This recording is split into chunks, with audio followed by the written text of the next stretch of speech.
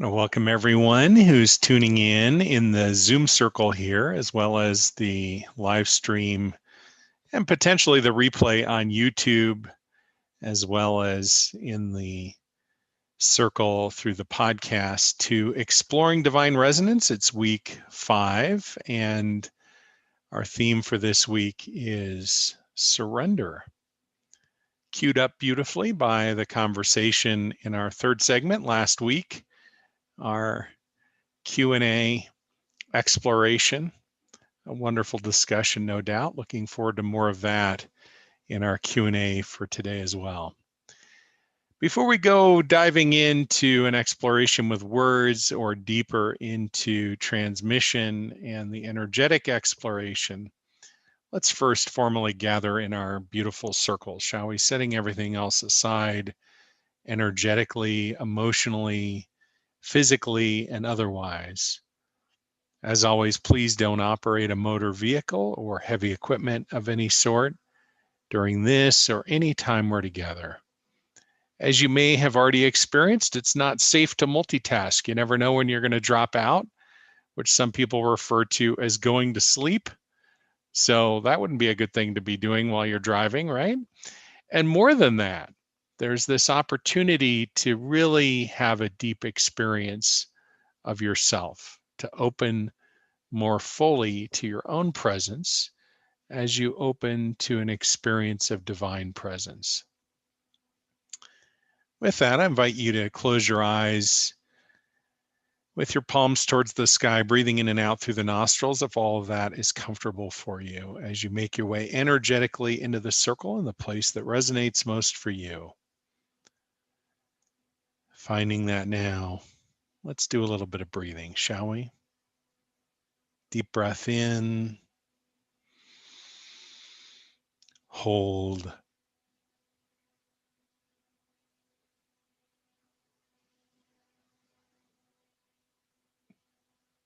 and as you begin releasing this breath now, letting go of everything that has come before in this day, all the way out to the count of 8.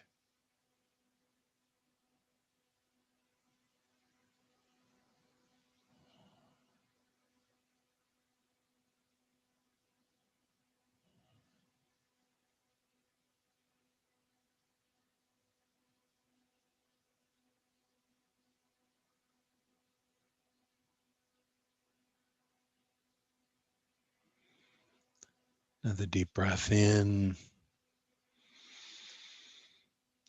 hold,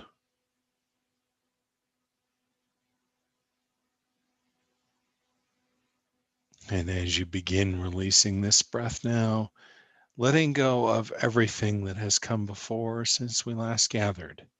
And if this is your first time in the circle, since the first of the year, all the way out to the count of 8. And with that, the thoughts and the feelings that have been dominant in your awareness of late, or perhaps in your experience.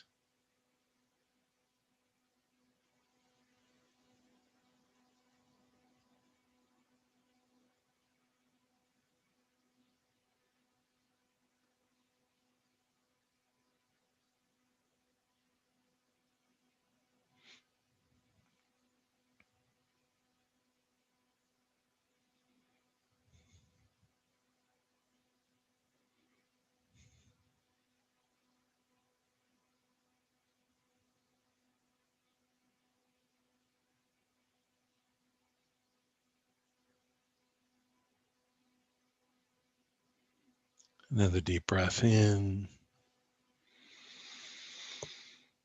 hold,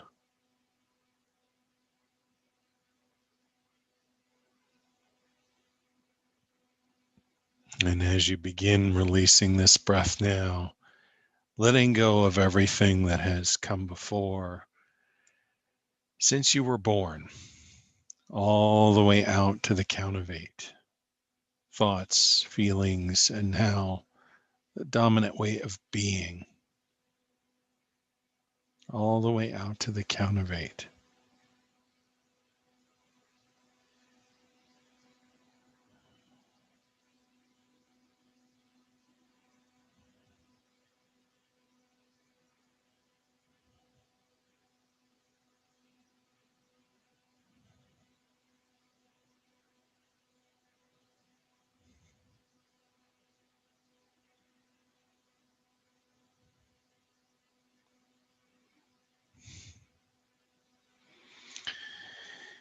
By the way, there's just a little footnote I want to add in here. I think I've mentioned this before, but I want to underscore it here for just a moment. Sometimes it's easy to default to the idea that what you're letting go of is the noise, the dissonance, the stuff that didn't feel good or doesn't feel good.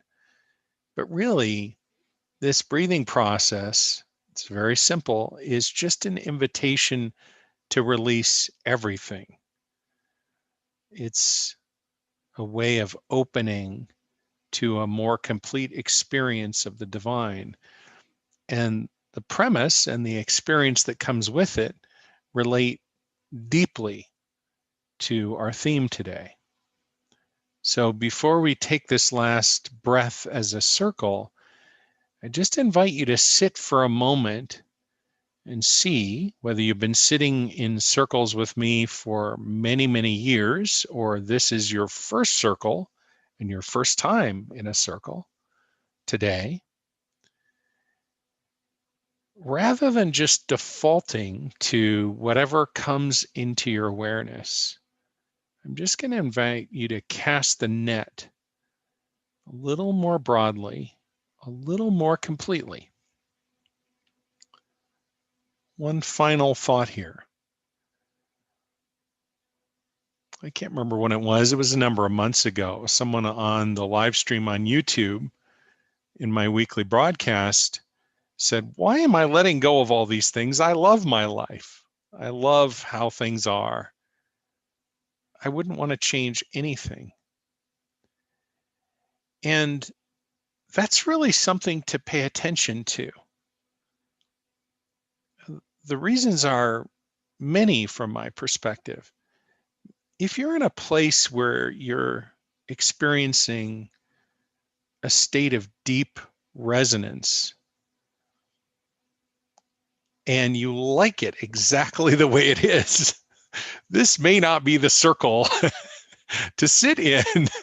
And the reason I'm saying that isn't because this is going to necessarily disrupt all the wonderful things that are there. It's because it's going to support you in opening to a deeper experience of who you really are, which may or may not be congruent with the experience that you're having. And I just want to reference my newsletter of a week ago, which was titled The Surrender Accelerator. So it's okay if you think, whoa, I'm not sure what's going on here and I need to pause. Totally get it. It's all good. The premise isn't that there's a problem.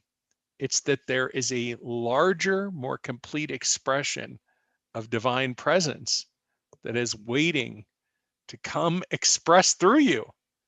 If only you just get out of the way a little bit more. And so this breathing process sort of sets that stage. It does some other things too, but it sets the stage for that. All right, with that, let's take another deep breath in and hold.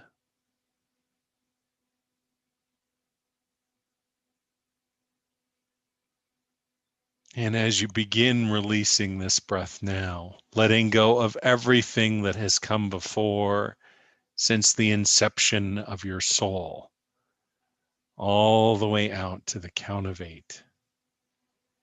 Head, heart, hips, mystery.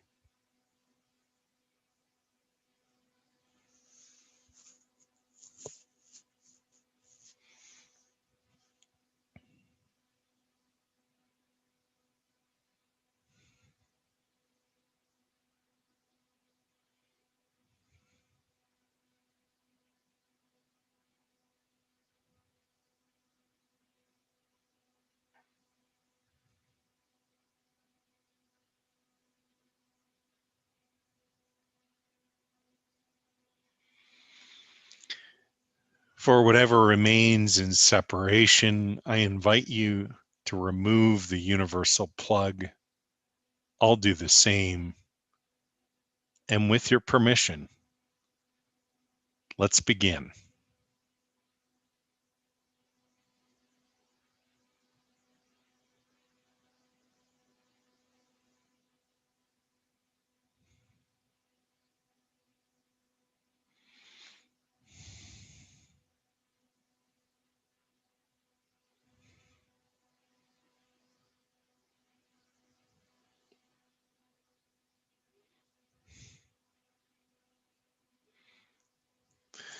When I think about surrender, I think here's a word that has a huge charge for a lot of people. And it used to have a huge charge for me. And I suppose still, in some ways, there's a bit of a charge because I still practice surrender every moment of every day, or at least most moments of every day. And with some regularity, there are things that I'm in resistance to. And surrender is one of those practices that is both very practical, that is to say, it opens a deeper experience of resonance, and it also ensures a number of other things can begin to take place. When I was thinking about our theme for this week and just kind of reflecting on it, there were sort of two themes that were coming into my awareness, one of which was surrender, of course, and the other one was to start talking about actual practical things that we can do to apply what we've been learning and experiencing together. And it just was so clear to me. Surrender comes first, but here's the thing. Surrender is not an impractical process. However it may feel, it's not impractical. It's very, very powerful. It is maybe the most practical thing that any of us could do in our lives. And it's also, at some very basic level, the easiest thing, because surrender requires nothing, absolutely nothing. It doesn't take anything to surrender. Now, that may not be how it feels. It might feel like it's very different from that, but probably that's coming from, if that's a feeling that is in your awareness or that you're encountering, it's likely coming from a perspective of separation, or at least I can say this much. I know in me, it's coming from a place of separation when I feel that resistance. And that resistance is illuminating something very powerful. And we can start to weave between the themes of what we've encountered so far in this class together to put together a dynamic that accelerates an opening into a deeper exploration of divine resonance. For example, we talked a couple weeks ago, we talked about and explored soul embodiment. And from my perspective, as I shared with you, soul embodiment is both, when we are fully embodied, that is the integrated expression of who we are, and the process of soul embodiment, which isn't really meaningful from the perspective of wholeness, but in separation has lots of meaning, enlivens every aspect of our being, including all those things we're not. We could say those aspects that are held in separation, it enlivens them as well. And when they're enlivened, sometimes we experience that as something getting stirred up. We get triggered. And so, what's the parallel with surrender? Well, if you've done any of the exercises associated with today's class, or just begun to think about that, or just to begin to encounter the idea of letting go of control in some part of your life, probably, likely, something got triggered, something came up, a fear perhaps. Well, if I let go of control, well, then fill in the blank might happen or is likely to happen. And so, boom, we've got these two sort of key elements that are, without an understanding of what's going on, might stop us in our tracks. But if we understand, or since we understand at least some of what's going on when these things are showing up, we have a path forward that's very simple, which is to say, we can practice soul embodiment while feeling fully whatever's coming up and expressing it, whether it's an emotion or a physical sensation or something else. And in that experience, in that dynamic, the noise, the dissonance is transmuted, and we come to a deeper experience of resonance. And the parallel there not just is that amplified or brought into our experience through surrender, but the parallel here is that in surrender, when we let go of control, we open immediately to a deeper experience of divine grace in our lives, even though we might imagine something other than that happening. And in that experience of divine grace is both an unknown, which is why it tends to trigger, right? But also is a deeper experience of, and fill in the blank. That's why I like the word resonance. And so the parallel here is that as we let go of control, suffering actually diminishes. And in the end, suffering, when we fully let go of control, is gone, which is sort of the answer to one of the big questions that gets asked around surrender. How will I know when I have surrendered? And the way that I believe we understand or know that we're in a fully surrendered dynamic is when we accept everything exactly as it is. And then that opens a brief exploration of at least my definition of suffering, which is when there's a gap between what is and what you're expecting or wanting, there's suffering. So there's a lot wrapped up in surrender, including the not so minor topic of the end of suffering, which I'm imagining is a big deal for all of us, perhaps in very different and personal ways. Okay, so there is the ever-present question of how to surrender. And I, rather than sort of going off into the weeds and trying to explore the many different ways, I'd like to kind of hold that question for our conversation in the third segment together so that we can actually have a discussion about particular examples. You know, there was such a deep level of vulnerability that was coming up last week, and I so appreciate that. I really want to express um, a deep level of recognition, of acknowledgement of everyone who participated. And from my standpoint, everyone in the circle is participating, whether you unmute your line and ask a question or share a reflection, whether that's even a possibility. I know we have people who are participating in the live stream on YouTube or watching the replay there and so on.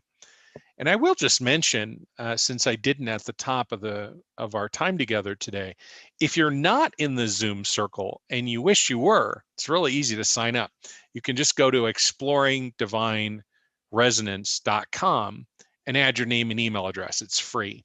And then you'll become part of the Resonance Institute, which is my online learning platform. And there you'll receive the links to future Zoom classes, as well as the ability to download and listen again to prior sessions, which are divided up by segments. So, and there's a transcript available and other wonderful resources as well.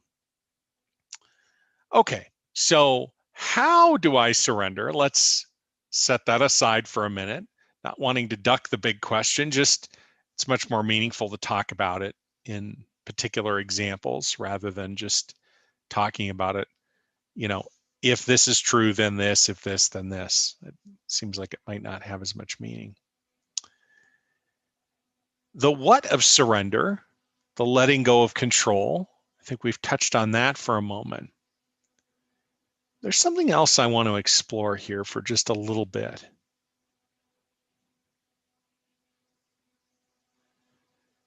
Before we move deeper into transmission.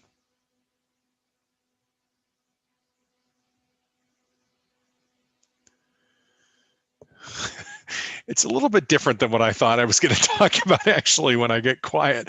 That's okay. I'm grateful for the guidance and the clarity. So Each step in the developmental journey in consciousness, from my perspective, offers very specific gifts.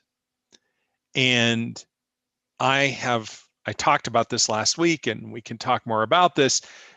There are profound gifts that are associated with the transition from stage 1 to 2, which does not involve surrender, and profound gifts that are related to the transition from 2 to 3, which does involve surrender.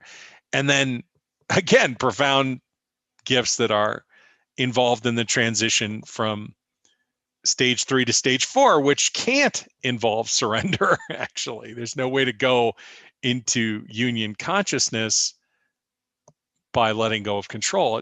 It doesn't work.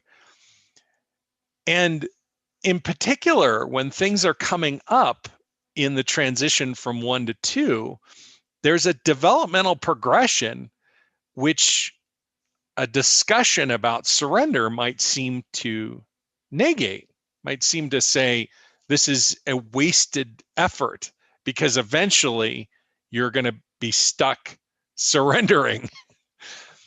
But the key is to fully appreciate, to fully forget about appreciation, to fully receive the gifts of each stage of consciousness. We need to be fully engaged. And actually, there's no way around this, right? You can no more say, oh, well, I'm going to surrender that and not really be fully committed to surrendering it. In other words, not actually surrender it.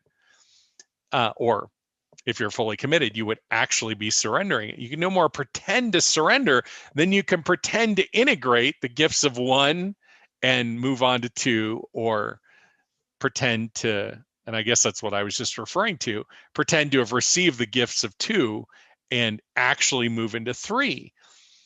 And the reason I'm saying this isn't to try to set up some trap or some puzzle that we have to solve.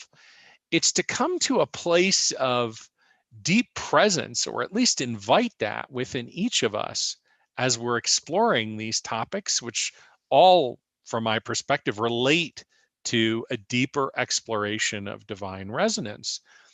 And that is to say, if there's a disempowered dynamic that keeps showing up, to be fully with it, and perhaps even to appreciate that disempowered dynamic must be integrated, even if it's not the dominant perspective, before the dominant perspective can be that of 4, of the integrated experience of 1, 2, and 3. And so surrender itself, we could say, isn't just surrendering one's life to the divine, however you might language that or understand it or experience it or engage in it. It's also to open to whatever is showing up and to be fully present with it, which probably is obvious, but at least in my own experience, I can tell you often I have surrendered and then said, okay, now what? Or, well, why is this showing up? Or I think I'm in a surrender dynamic, but then there's agitation because I feel like I'm having to sweep the floor when I feel like I should be in the rocket ship charging off to some other part of the cosmos. And the gentle reminder that I offer to you, which really I think just could originate in and have as its sole focus me, certainly if it's easier to hear it. And in truth, surrender isn't just the release of control to God, to the divine as a singular event. It's not just that moment to moment. It's also that to each and every aspect of who you are. Whether you perceive it as integrated or unintegrated, whether those labels are even meaningful to you, if they're, it doesn't matter. But to be fully present, to be with on every level of your being whatever is showing up isn't just a big deal. I would describe it as essential, as necessary, not to wring it out, but to receive it fully. And if it's something that you're feeling resistance towards feeling or experiencing more deeply, the odds are the gifts there are even more substantial and significant.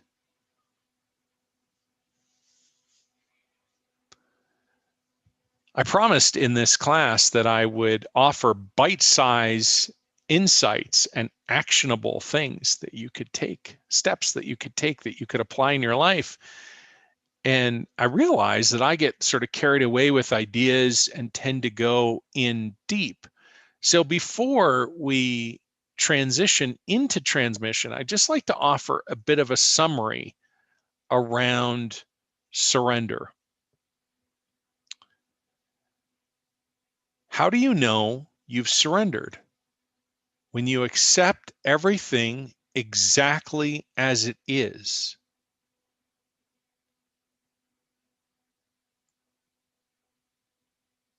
When there's resistance to accepting whatever exactly as it is in the internal or the external aspects of your life and your being.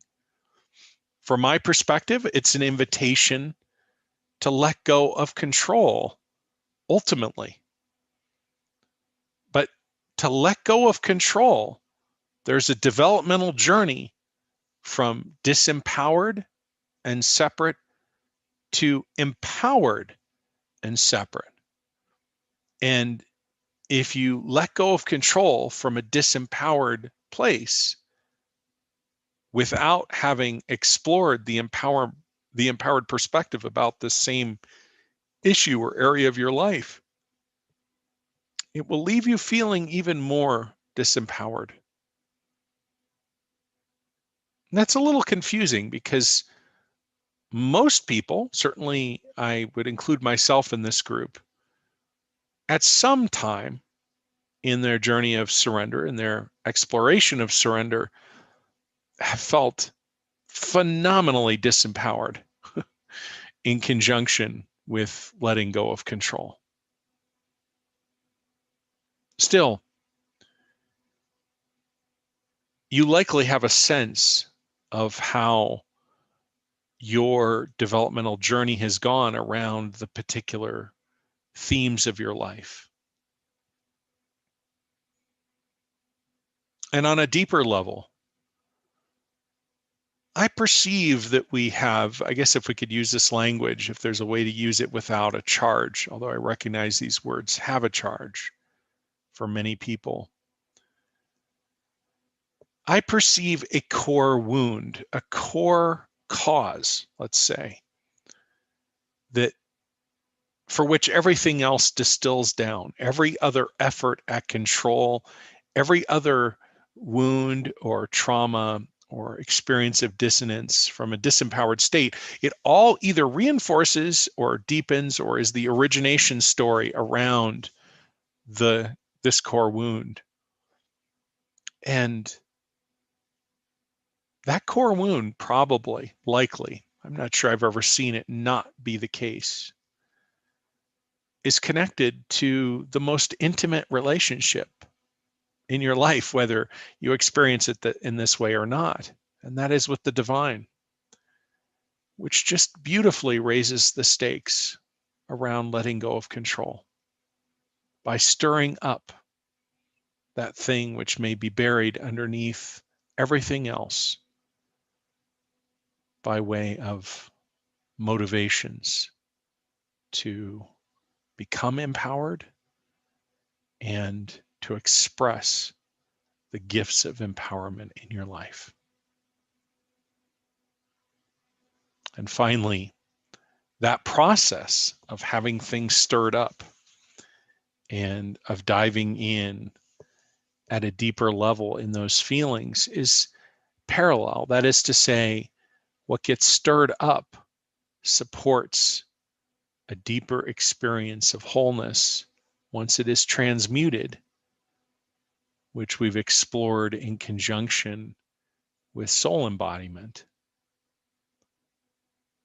which in turn opens up a deeper experience of the unknown, thus ensuring whatever remains held in control will be stirred up, that it may be attended to, that ultimately you may be liberated fully, set free to experience and express yourself and the entire world and everyone in it as the undistorted expressions of the divine that it all is.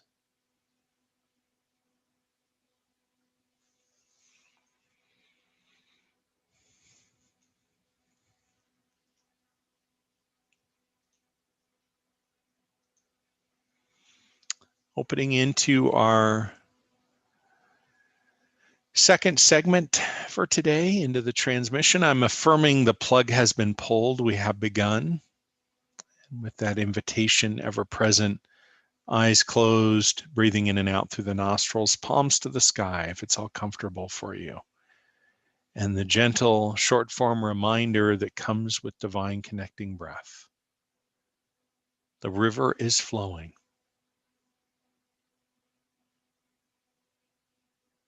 The river is flowing.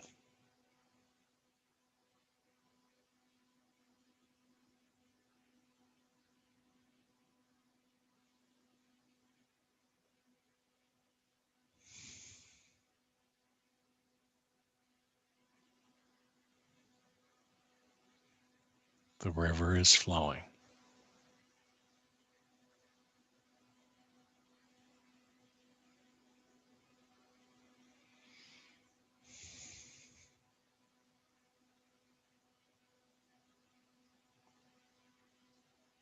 Be the river.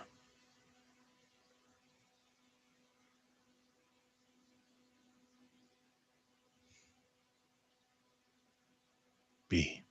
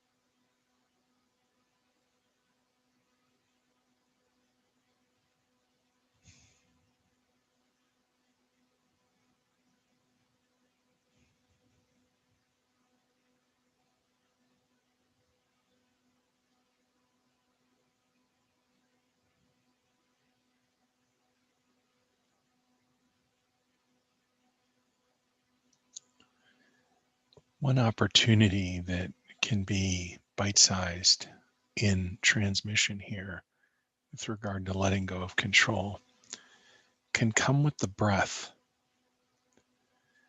When you were born, one of the first acts in the body was to draw a breath in and receive. And when you transition out of your body, one of the last acts is to exhale. And the gifts and opportunity of these two acts are replicated many, many times during the day. With each breath you draw in, you receive. And with each breath that you release, you let go. And so as we sit in silence and sink in deeper, if it's helpful, you can watch the breath or be with the breath as a mechanism of letting go and receiving. Letting go as you exhale and receiving as you breathe in. And it doesn't even have to be focused on anything. It can be on the exhale if that's helpful, but it can just be letting go of everything and receiving the unknown of divine presence.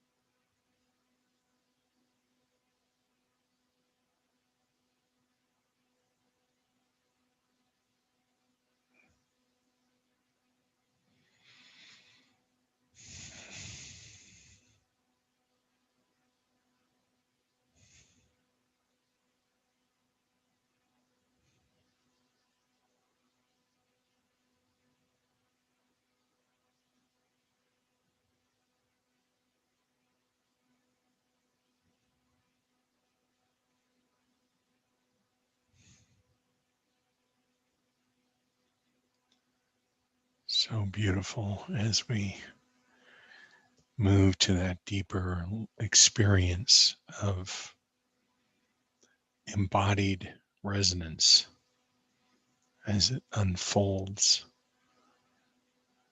viscerally. For some, that may be a felt in the body experience, or in the parallel experiences that might be languaged and encountered from other perspectives. All of it flowing or coming from that encounter with the divine as it sustains in a deeper and deeper way.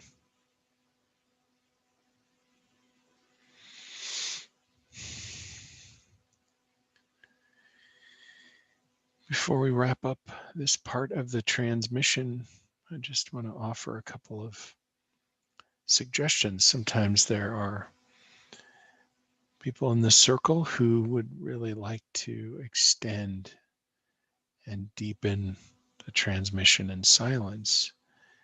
And one thing you can do is just turn the volume down or turn it off entirely and stay with the balance of our time together, but stay in the depth of the interior. Certainly the transmission continues, and the conversation, the Q&A, can happen above that depth without disrupting your experience of the depth, if that's how you'd like to proceed. If you are concluding with this part of our time together, please do return the universal plug, knowing the transmission will come to a close. Otherwise, let's open into our third and final segment here in just a moment, our interactive portion.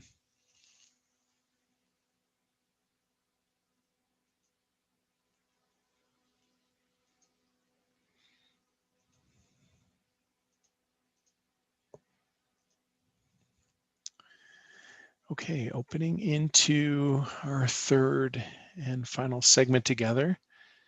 We'll see how it unfolds today. Last week, I asked to prioritize, and I'm going to do this again, questions before reflections. There's a whole queue of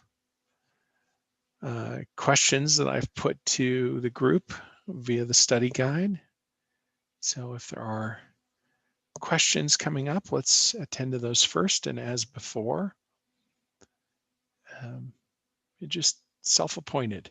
If you are in the YouTube experience and you want to be asking a question, you can comment in the comment section, and then I'll follow up later when we're not in the middle of our time together.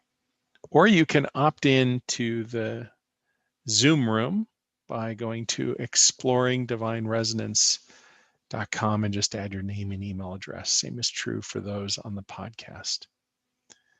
Okay, opening into Q&A. Your questions.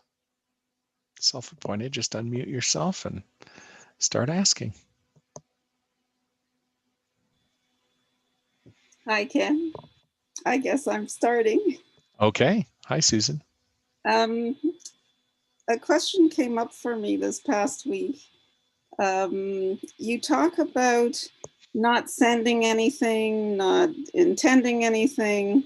Mm-hmm. So the question that came up for me is, so something happens in front of my eyes, whatever it is. And it's, like an accident. I mean, it's something where some action is required. So my question is, am I just supposed to, sink into my hips and trust that whatever's supposed to happen is going to happen? Well, can I ask a clarifying question and maybe ask you to shift from a hypothetical to a specific? I mean, you're saying action is required, as in fill in the blank for me a little bit. We can talk hypothetically, it doesn't matter, but just take it the next step so that I'm... Well, the reason it's hypothetical is because nothing has happened in the recent past to say this happened. Should I not have done anything, or should I have done something? I see. Yeah. For example, like I'm walking on the street and I see an accident happen. Yeah. Like and you mean like a car accident? A car accident. Okay, sure. Now, the one time I remember seeing this happen, it was not so severe that like they weren't mangled, thank God. But still, my immediate thought was, up to the divine, please help whoever's injured. Sure. If when I came upon the scene, it had already happened. It wasn't like right in front of me. Sure. So the emergency vehicles, I believe, were either present or you could hear the sirens. Sure. But like, let's say I had happened upon the accident. So should I not call, 911? I mean, that's why when you say, don't send intentions, don't direct. And I do understand, like, I don't know what's best, but when something like this unfolds, so what is an appropriate response? Yeah. So I think this is a great question. Thank you, Susan. And I want to differentiate between sitting in the circle and interacting in life, first of all. So when we're sitting in the circle, it's an easy call for me to say, don't send energy to other people in the circle, stay in your own energy. I mean, that's a really clear-cut example where, from my perspective, there's no confusion at all. There's no instance wherein that rule would be not apply as it relates to being or sending energy. So does that make sense? Do you have any questions about that? That does make sense. I do get that. Although I'm thinking, like, if somebody in the circle was having a really, really bad experience, like something happened and they were distraught, it's not that I'd want to send them energy, but my sympathy, my empathy would be engaged. So I might not intentionally send anything, but there might be some energy coming off me. It's such an interesting topic. So just let me see if I can practice a little discipline and stay on point. And then we'll see where, if I can avoid too many rabbit holes here. So,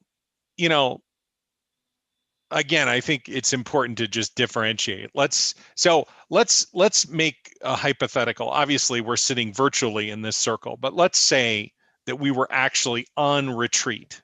Okay, so we're now in a room together. Everyone is in the room. It's safe for us to be in the room. We're being in the room however we're being in the room. And the room is in a safe space. And the objective safety, what I mean is, the place isn't on fire. No one's rammed a vehicle into it, et cetera. Okay, so there's nothing going on at that level. Now, there are people, let's say there's an individual, or we're all having this experience, or some of us are having the experience where we're in distress. And the distress might be showing up emotionally, it might be showing up physically, and so on. One of the rules that I should be careful about calling it a rule, I ask for everyone on retreat to agree with this, to make an agreement with it, which is that, and to this end, there's actually a box of Kleenex under everyone's seat. Okay. And the request, the rule, if you will, because some people need this to be a rule so that they're like, I'm not going to violate the rule, is do not offer Kleenex to anyone in the room. Okay, and here's why. So if somebody is in distress, that distress, from my perspective, is instructive, always. And if now I can, right? But now I, Joe, or whomever, or Betty, or whatever, right? It's not about being a man or a woman or anything. I'm in the circle now. I'm a different person in the circle, and you're in distress, Susan, and you're sitting next to me, or I'm in distress and you're sitting next to me. We could play whatever role you want, whichever one is is easy to step into. And my distress causes you distress. And in an effort to relieve your distress, you now are interacting with me, but you think you're trying to help me. But in interacting with me, you're disrupting my experience, my ability to be with my upset. And I'm also ignoring my own reaction. I'm not exactly with myself. Yes. Exactly. Flip it around. Yes. Now I'm interrupting your process and I'm avoiding being present with my own. Now, okay, and we could play this out. If it's not clear, I get it. I do get it. Okay. So now there's a whole piece around that shifts from the dynamic we're talking about to a much deeper level of engagement, which we're going to do, or I'm going to do, and I will invite you and everyone else in this circle to engage in this if it resonates with you. I'm going to do a class, which will also be free on a weekly basis, called Introduction to Spiritual Messenger Mastery, which I've also never taught before. And in that, we can talk about this from a different perspective, which is to say, as messengers, how do we go about engaging with others in a way that supports them? And the quick summary, without going down that rabbit hole, because that could be a year-long course in and of itself, is we discover the aspect of the other within. It's all an interior exploration. All right, so let's set all that aside for a second and go back to your on the street in an accident situation. Thank you. What you just described was exactly what I was looking for. But yes, that still doesn't answer the accident on the street. Right. So, and before we get to the accident on the street, because I am trying to check off all of the perspectives that are in my awareness and be complete in my response, even if you didn't ask for it, Susan, is so now there's another question, right? Which is, in which consciousness am I on the street? Could be I, Ken, I, anyone. In which consciousness am I in? Now, that's an interesting question on many different levels, right? If I'm going to pray about the accident, let's say I just use that word for a minute, and let's say we even understand what that means, which might, even if we all have our own understanding, it's probably very different, but whatever, let's accept all of that. The manner in which I pray probably is very different depending on in which stage of consciousness I'm interacting with. And there's a whole discussion there. So let's set all that aside for a moment. From my perspective, there's a big accident and I've watched it unfold. First thing I'm doing, I'm calling 911. I'm not just sinking into my hips and not interacting with what is unfolding around me. In the same way, if I see someone, I mean, there have been times I am a committed walker. I walk every day, basically no matter what. I mean, there was a massive snowstorm, a week and a half ago here in Colorado, and 2 feet of snow. I'm out there walking in 2 feet of snow, breaking ground in 2 feet of snow, and I'm walking my 4 miles, by golly, by gosh, no matter what.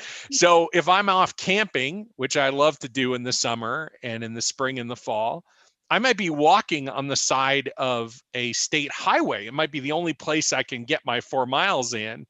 And in which case, if somebody's barreling towards me, I am at a moment's notice ready to leap off the side of the road into whatever, I mean, I'm not saying this to be silly. I mean, literally, I'm walking, I'm present, but I don't want to create an accident on the road, nor do I want to be hit by someone. So, and I'm not just in my hips saying God's going to take care of me.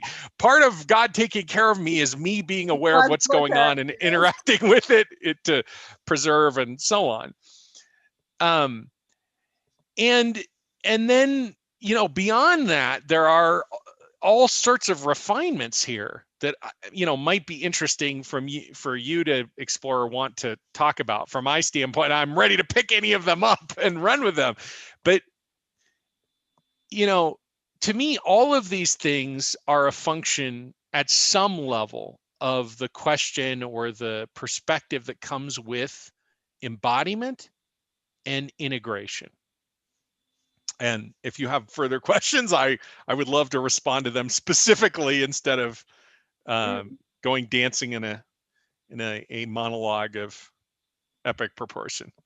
Well, I'd like to leave that at this time. Well, well played. I did want to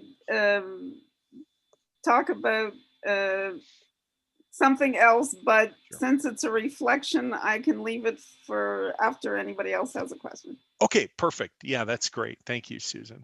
Thanks for being here and for surfacing this very important and extensive topic. Grateful for your presence here. What else is coming up by way of questions?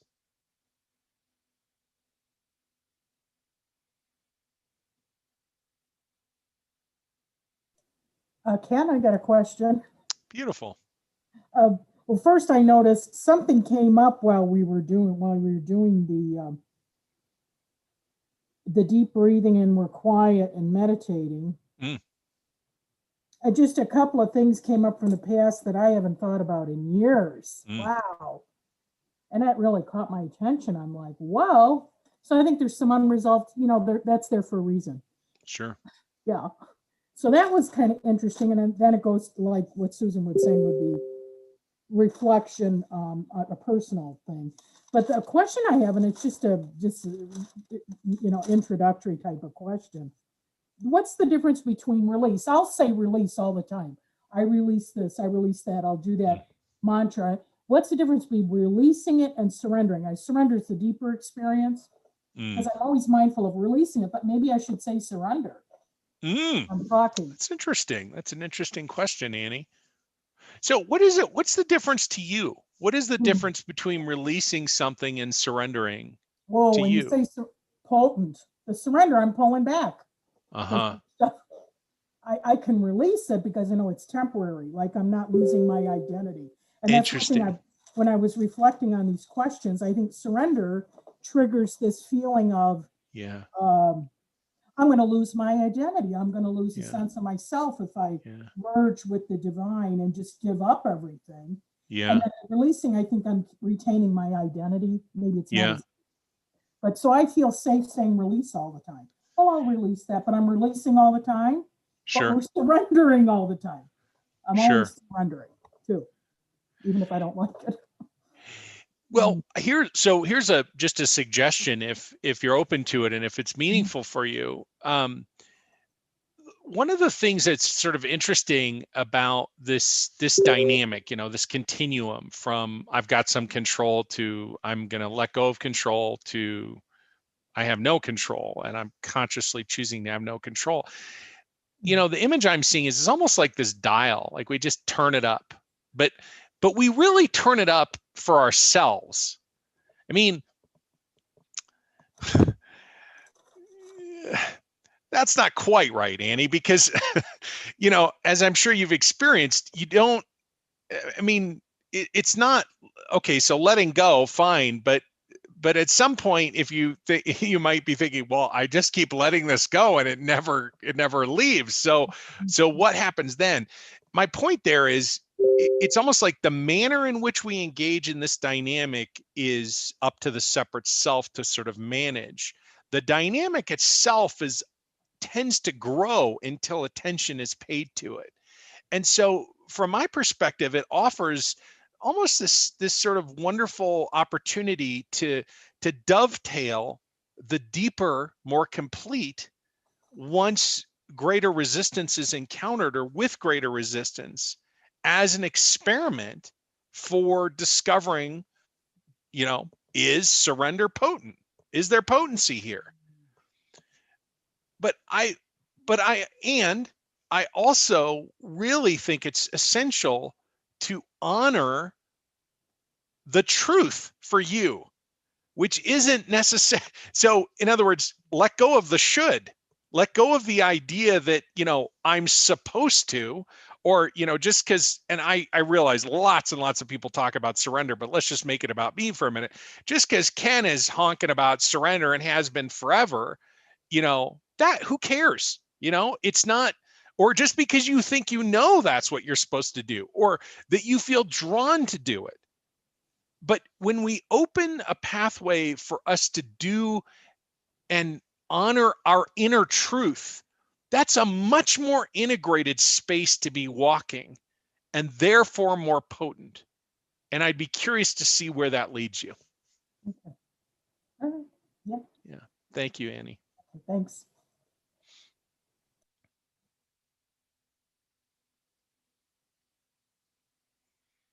Anything coming up, just unmute your line and ask away.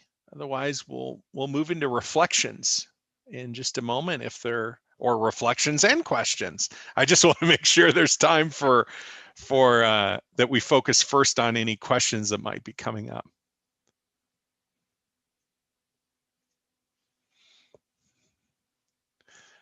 All right, well, unmuting is so easy. So you can unmute and reflect, and questions can come in here too. But before we focus on that, I don't want to forget to do this.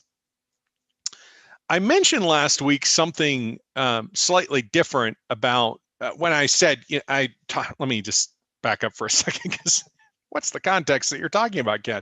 So last week and the week before, I talked about or offered a few options. If you're interested in going in a deeper level, you could explore the Resonance Institute membership, or some people like to make donations.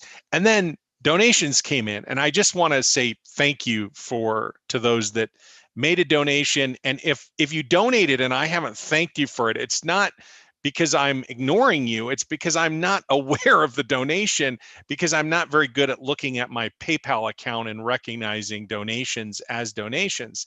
So it might be really helpful if you dropped me an email and said, hey, Ken, by the way, I made a donation. I would appreciate the chance to thank you. And one of the things I've done to make donations easier is just today implemented a new page on my website.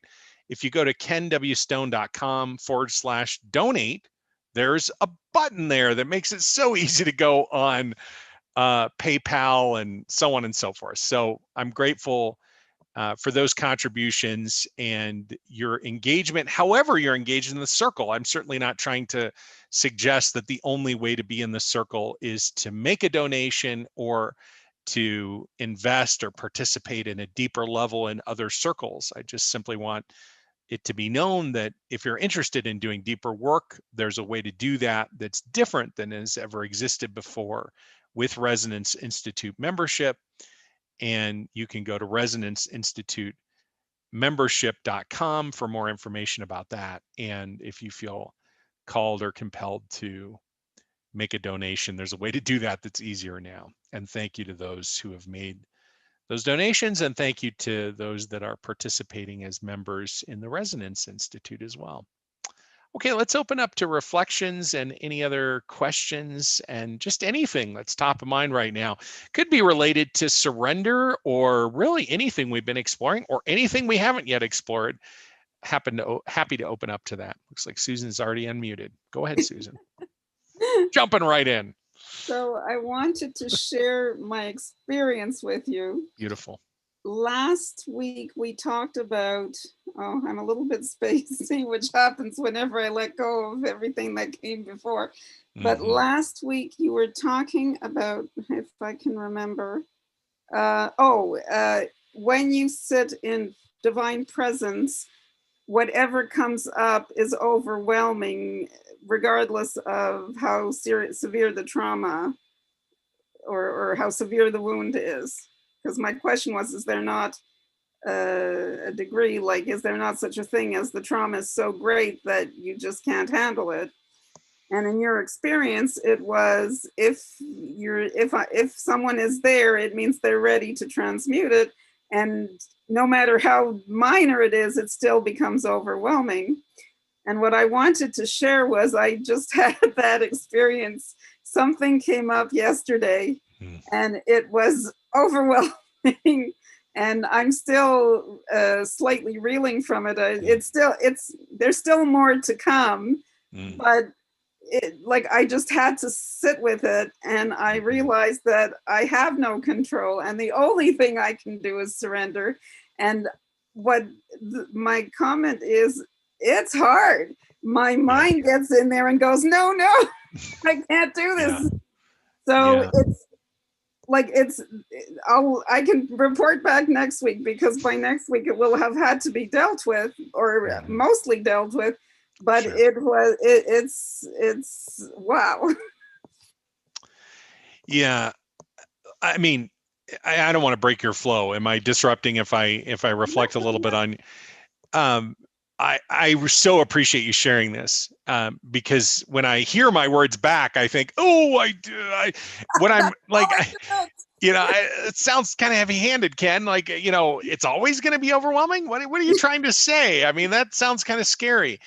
The point I think I was trying to make, which I think maybe you've experienced, you can be the voice here of this, because of course it's your experience, but the point I was trying to make is that when we are fully present with something that is coming up for attention, it has the potential to become overwhelming if we're fully present with it, because we encounter exactly as you said, we encounter the limit of what we can control. And so there we are on that bleeding edge.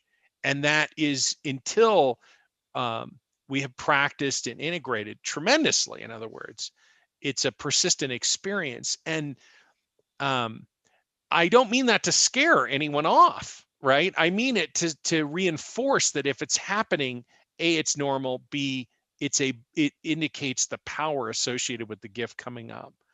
But I want to be quiet and see if there's more that you'd like to share. And thank you for sharing this. It's very powerful. Much more powerful to hear it from you than to have me quacking on about it.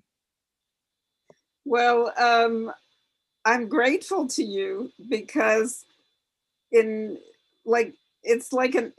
whenever something like this comes up, old stuff comes into it. Like, I'm reacting from old memories, and since I finally understand the concept of getting into the hips, it's like when I'm going off, I'm going, okay, get into the hips. And it's like, okay, stay with it, feel it. It's okay. Let it come and let it go. Yeah.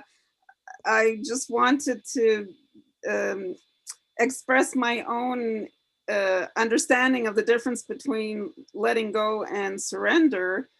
Letting go, I don't know if you're familiar with the Sedona method, but I've been listening to Hale Dwoskin talk about letting go all the time. And letting go to me is like you bring up the feeling and just let it go. But surrender is more than that. Surrender is where you just let yourself go. It's like, this is beyond me. I accept that I'm not in charge. I'm not in control. I can't. And just well, I don't even know. It's like there aren't even words to. It's more like a feeling of just do what you will, take me where you will, show me what you will, because I can't. Brilliant. So tomorrow will be my test, because tomorrow I have to engage with someone else, and I have no idea how it's going to go. And of course, the mind is thinking, oh, it's going to be a problem, and the body and the hips are going, you don't know that. Wait and see. Yeah, right. And the hips also are one way of sort of consciously acknowledging something that is impossible to know, which is the impact of divine presence. So there are all these resources that are available to you, to the other, to everyone. And the only person whose sort of encounter with the dynamic that matters is yours. So if you're having an experience in your hips, those resources are deployed.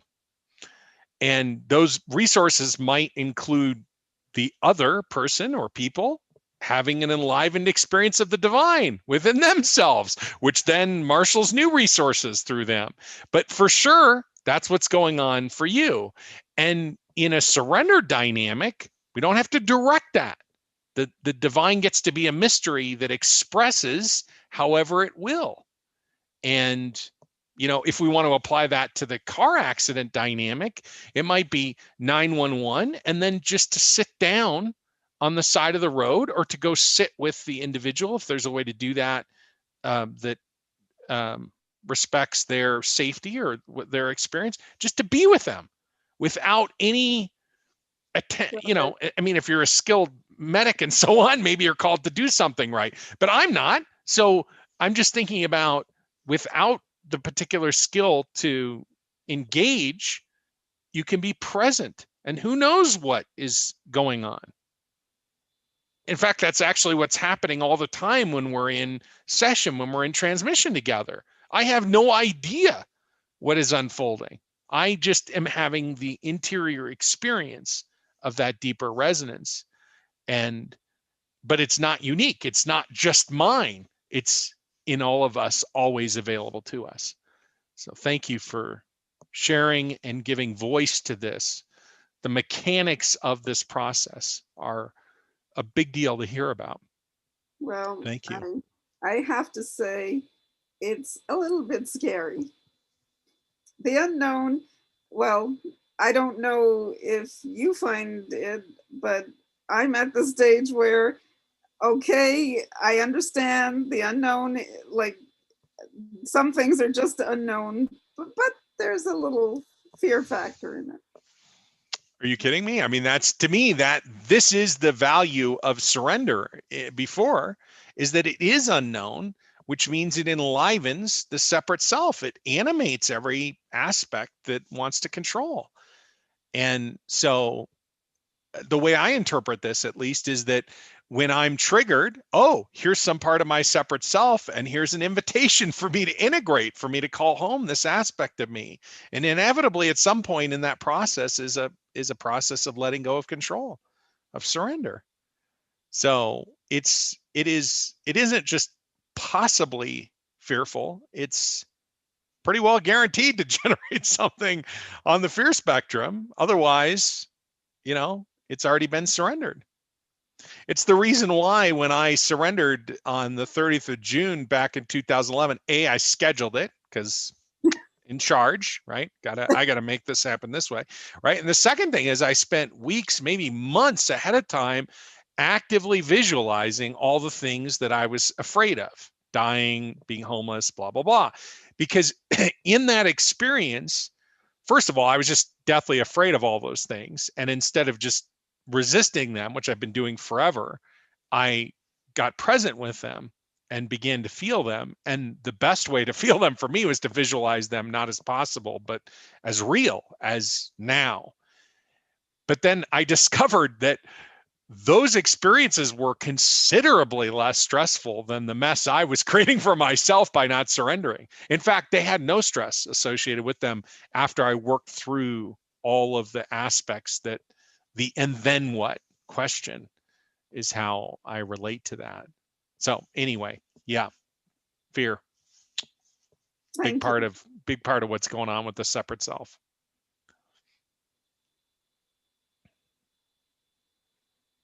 Thank you, Susan.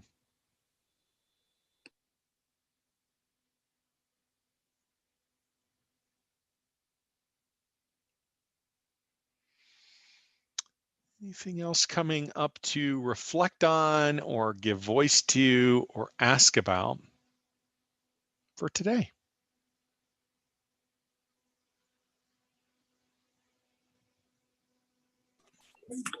Hey, Ken. Hi, Brian. I guess interesting reflection was, and the talk about surrender, that sometimes what you mentioned about doing what presents is sort of an act of surrender. I guess a good example was a few nights ago, something had happened and I had an idea of what I was going to do that night, you know, a usual routine, and something else came up that I wanted to do, but I'm a creature of habit, so I wanted to stick with the routine. But I kind of did what presented. I kind of surrendered to this new opportunity that came along, and enjoyed myself. But the gift in it was that later, a realization came to me, an insight to a minor problem I had that I'd been looking to resolve, just kind of floated in out of the blue. So it's interesting. I just thought I'd share that. Really powerful, Brian. I mean, to me, is it okay if I reflect a little bit on what you're saying? Yeah. To me, what you're talking about is once the flower starts blossoming, the flower of a deeper experience of divine presence or divine resonance, we have no idea all the other gifts that come with it, all the other blossoms.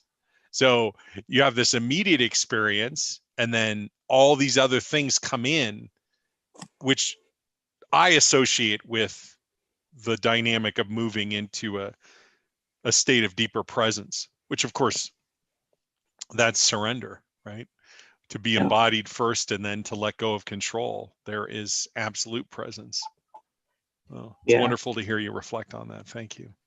Yeah, it's nice because, like I said, that had been a problem. It was a minor issue, but it was something I'd struggled with to try to think through.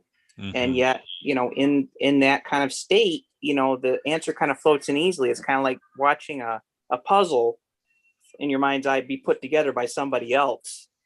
Well, it's really you, but you know what I'm saying? So it's really another thing there on surrender. Yeah, I mean, the resources, I think it's easy from a place of separation to project and imagine, oh, the resources that are going to come into bear when I surrender will be, and we name them. I mean, sometimes that's true, but often it has nothing to do with what we're perceiving in separation. And what you're giving voice to is an example of this whole range of resources that we just have no idea of. And it's so beautiful to have an embodied experience of that. It's much more meaningful to go through the experience than to be told about it. In other words, now you have this anchored dynamic of, oh, I let go of control. Not that you haven't before, but I let go of control. And that was neat. And, as somebody who appreciates structure and sort of lives by that to a large degree myself, I can appreciate the value of the structure and also the invitation. And then, and then here are these other things working themselves out. Look at how good this can be. Letting go of control. Pretty powerful. That's great, Brian. Yeah, it's just getting used to that, like I said, because you do it time and again, and you're trying to embody that because you know that when you let go of control, good things happen. But, it's like, I guess, setting a new routine because you really still don't want to let go of control. It's still ingrained so heavily. So, yeah, definitely. Beautiful. Thank you for sharing that. And if there are other things coming up, I don't want to stop you from sharing. Beautiful. Thank you, Brian.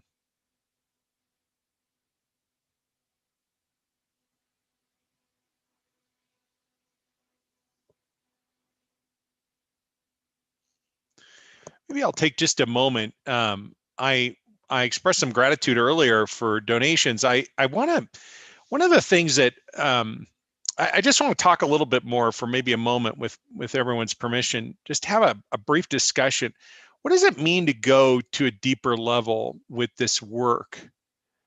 That's kind of a hard thing to articulate exactly. And there really isn't a rational,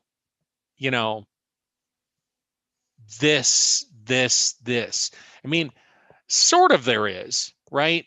Because, if we don't talk about or explore things at a foundational level, it's difficult to add other topics in if we don't have an embodied experience of that. And we're having an experience of that in this circle. And this circle might, if this is true for you, that's beautiful. This is one of the things I hope for. This circle might be a very complete and full experience. You might think, well, why would I ever want to go to a deeper level? And if that's your perspective, beautiful. I mean, I don't want to put on a case or an argument. Here's why you need to go to a deeper level. We're engaged in this circle from my perspective because I want this to be a meaningful resource. And I recognize and I'm approaching this from a different place. I mean, in the past, I've done, I did the weekly YouTube live streams and so on for the last year plus, but I'm really approaching this class from a different perspective. I have felt called to teach and engage in this class as if it were a paid class, but to make it unpaid, to make it free for many, many different reasons. And what I know from the past is that there are some people who at some point, may not be today or next week or even weeks from now, but at some point, some people in the circle are going to want to go deeper with this work. There will be something that's showing up that's drawing you in.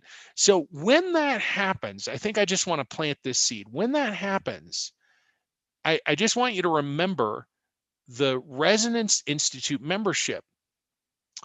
And the reason that membership, at least from my perspective, is, and you can go do research on all the programs that are included. Heck, you can get the programs individually. But the reason why I made that membership available is that I wanted to move away from a dynamic of take this class, and then when you're done, then you got to take this class, and then there's this lack of predictability of, okay, well, what do these classes cost and how much time and all of this stuff, which is thinking stuff versus just being in flow.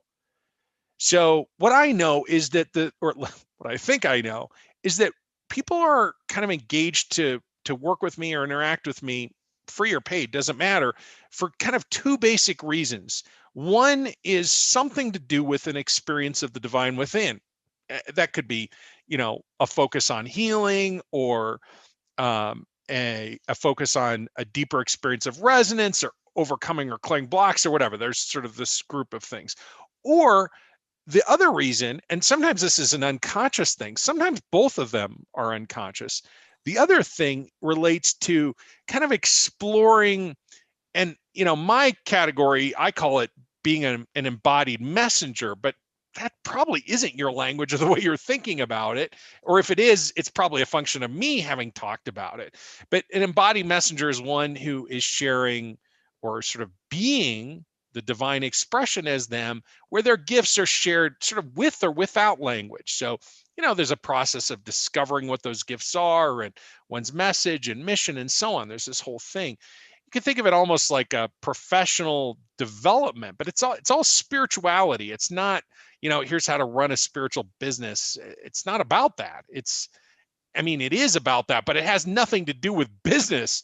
And it really isn't about how to run a spiritual business. It's about how to be who you are within yourself, for yourself, and with others. Maybe that's an easier way to explore it. And that's what is included in the membership, not as, this class or this class. Yes, those are included, but they're not sort of individual modules that you have to sort of do something or stay in the membership for so much time to unlock the next class. Or it's everything, basically everything that I've taught, all included, plus everything I'm teaching live right now, basically.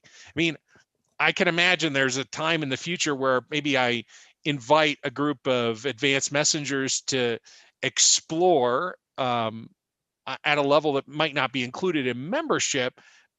Private sessions aren't included, though I make discounted sessions available to members. The point is, if you want to, or when, or if that resonates with you, to explore at that deeper level, either in the interior or in the interior vis-a-vis your interactions with others, the membership has got an enormous amount included. And it's not just self-study programs, it's ongoing retreats, it's ongoing transmissions. Transmissions I've been doing weekly for the last 10 plus years. That entire library is there, plus every Tuesday, a new one. The deep dive retreats, which have been going on now as of tomorrow for 1 year, every other week. We're doing deep dive 27 tomorrow. Every other week we get together and we go exploring. And it's not that it's, on the one hand, it's not really that different from sitting in this circle. And on the other hand, it's very different from sitting in this circle. But it has more to do with sort of the entrainment of the circle and the depth of work that we're doing together, the consciousness in the circle. It's not that it's a homogeneous circle either. People see and perceive and experience it from many different perspectives. I can think of the most advanced programs I've ever done someone who studied for years with me, worked with me one-on-one, you know, that individual is saying, I feel like I'm out of my depth and I'm a newbie, and someone else who just joins the group saying the same thing. I remember feeling that way myself. The point is, it's not about, you know, look at me go, or here's what I've accomplished. It's about exploring dimensionally, experientially, another aspect of how the divine expresses in each of us. And that's what that membership is there for. So again, if you're interested in more information you want to talk about, you can ask a question anytime. I'm happy to take questions now if anything's coming up. You can always go to resonanceinstitutemembership.com. It'll redirect you to the page where you can look at the membership and see all the programs and whatever. If you have questions, we can talk about it today or next week or whenever. And if you want to support the work that I'm doing and membership doesn't feel right, or maybe it's an addition to membership or whatever, there's now a way that donation doesn't require remembering what my PayPal account is. You can just go to kenwstone.com/donate. And I'm grateful for your engagement, whether you get involved in any of these things or not. I'm just grateful that you're here, whether you're here in the Zoom circle or in the YouTube circle simulcast, or in the podcast, or in whatever way that we're having this experience together. I'm grateful that we're sharing these moments together, this depth together. All right, I'm going to be quiet again and see if there are any other reflections or questions coming in to give voice to or ask about, reflect on before we wrap up for today. Anything else around surrender or anything else? Oh, Judy, Yes. I've your voice or your line's unmuted. Excellent. What's coming up?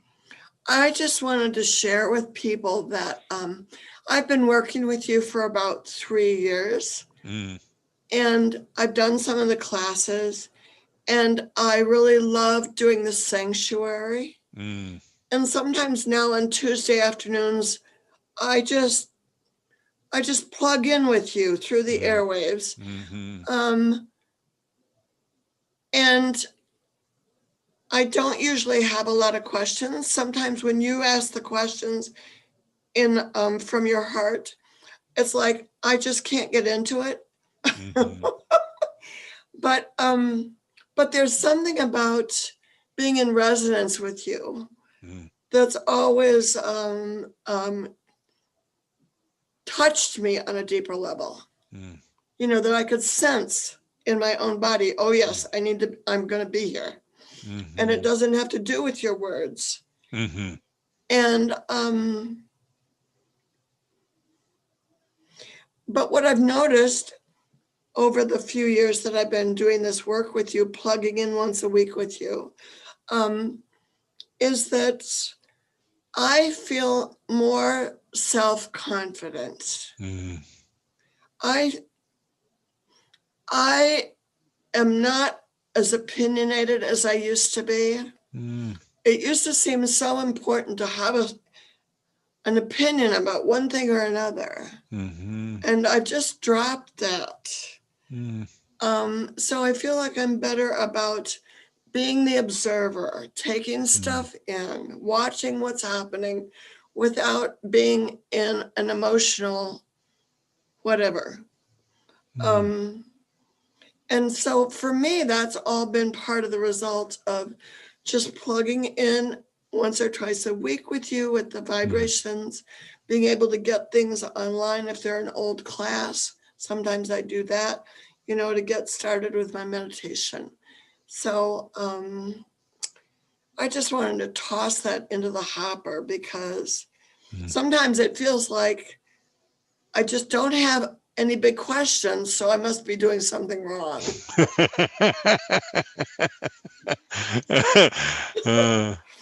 No, I don't think there's anything going wrong if there aren't questions. Nothing going wrong if there are questions. I think your experience of, you know, not engaging with the words and empty mind is very common. And I also appreciate your reflection on the impact and value of having shared time together in circles over the last number of years, and for you including yourself in those circles, and for the opportunity to walk with you and to be included in your life in this way. Thank you so much. So I really appreciate this new format. Mm. You know, being able to hear other people's voices. Mm-hmm. It's a little different than YouTube. Mm-hmm. And with everything being upside down these days, financially and in every other way, it's just great to be here.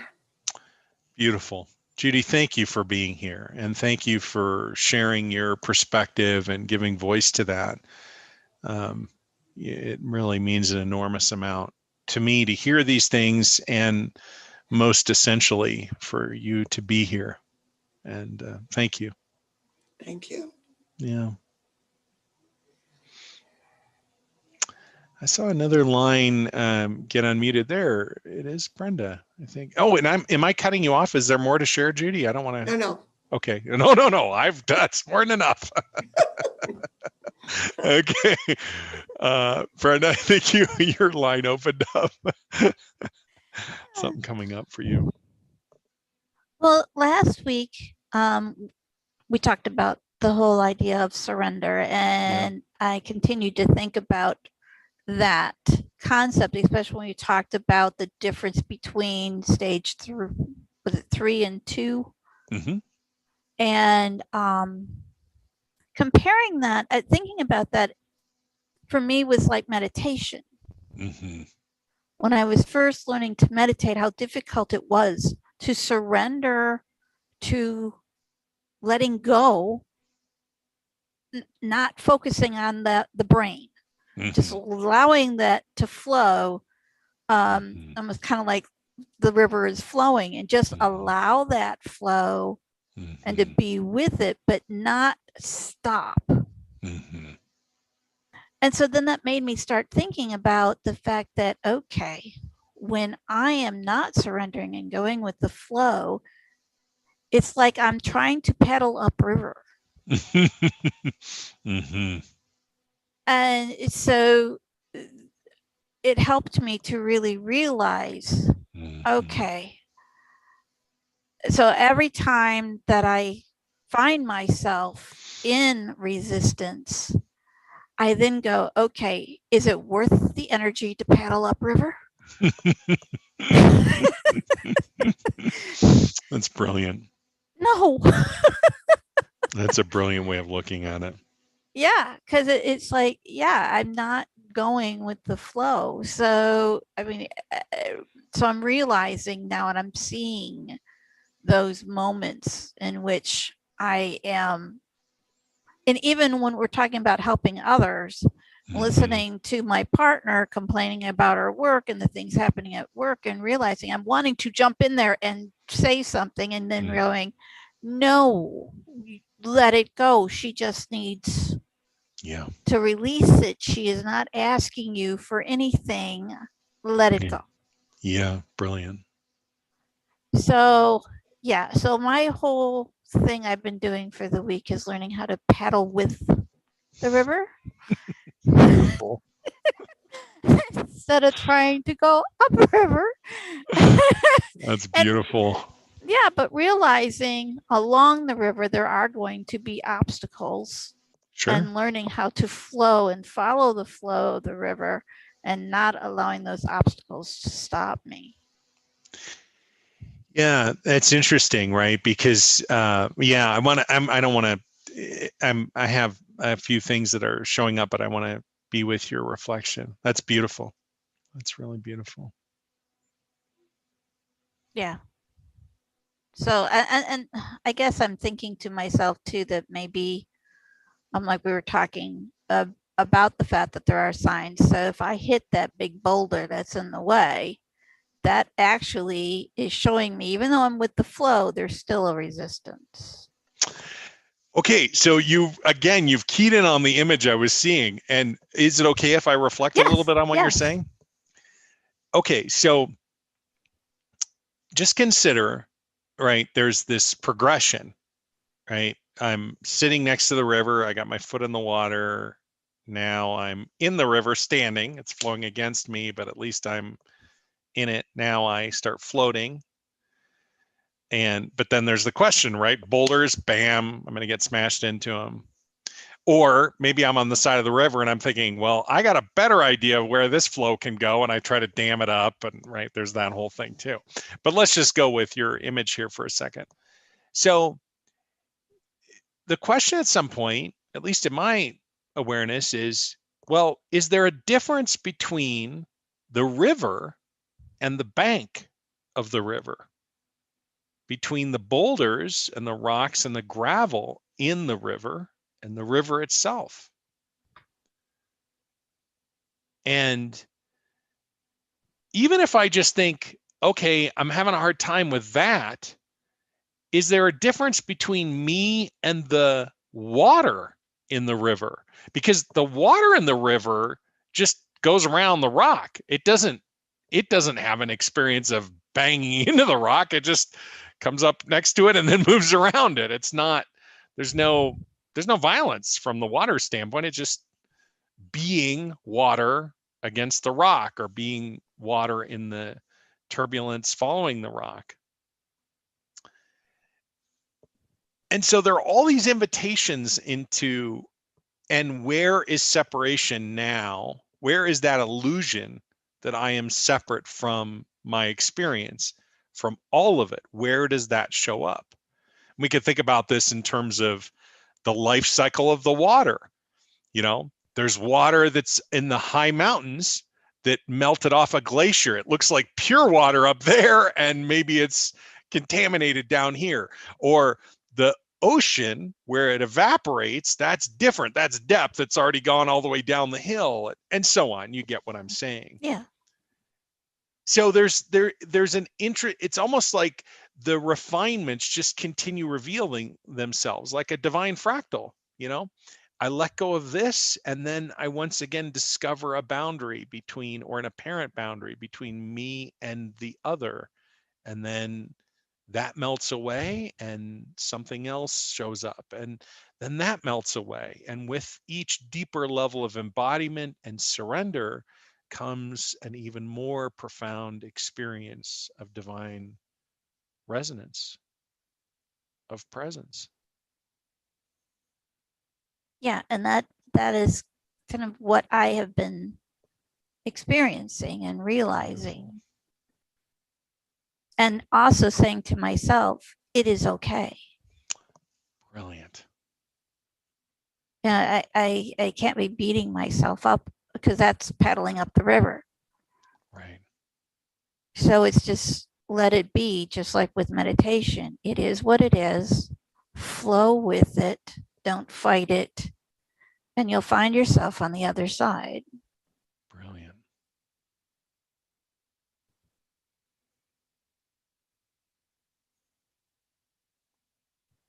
That's so, brilliant. Of course, I am going to paddle up the river once in a while. How else can you integrate, right? Yeah. How else does the separate self reveal itself? How else do we unpack those gifts? Yeah, It's that's only very when true. only when we encounter the resistance. And you know, eventually there comes a point where every time resistance is encountered, instead of gosh darn it or whatever we all say to ourselves, maybe it's some other more flavorful Because that's putting it mildly. Yeah, I know it is in my case. You know, instead of that, it's hot dang, here's another part of my whole self showing up to be received, another gift to be unwrapped. Yeah, and I am a firm believer that things happen because we have lessons to learn. Absolutely. And if we didn't have those lessons, then we wouldn't learn anything. Exactly. So learning to open my arms to those resistances instead of pushing back. Brilliant. Absolutely brilliant. Thank you. Thanks, Brenda.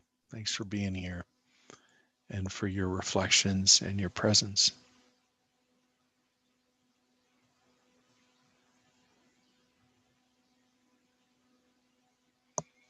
Anything else showing up to reflect on, to give voice to ask about before we wrap up for today?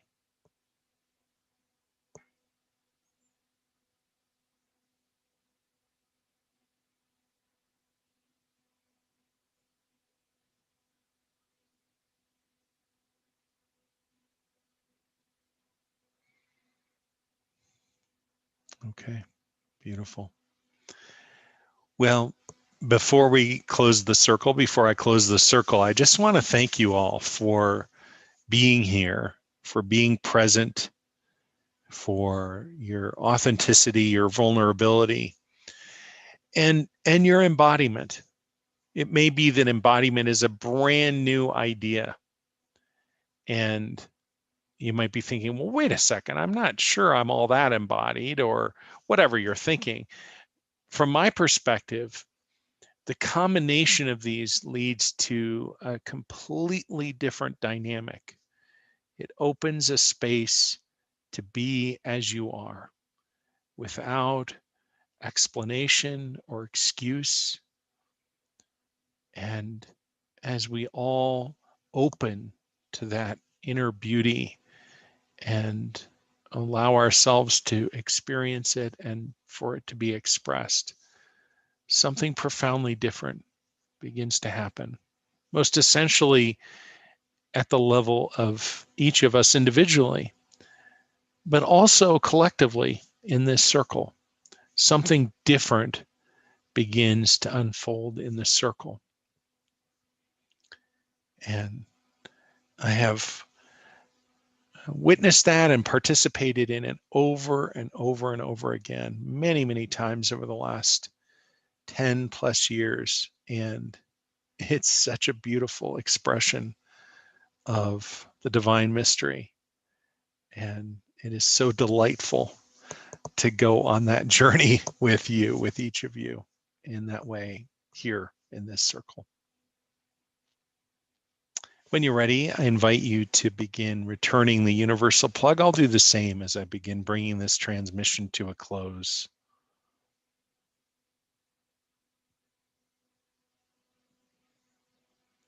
Plug all the way in.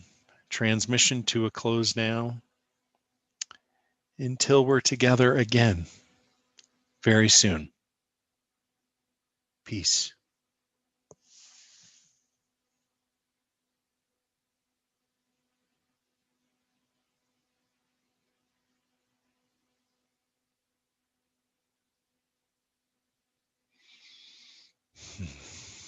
Thank you for being here.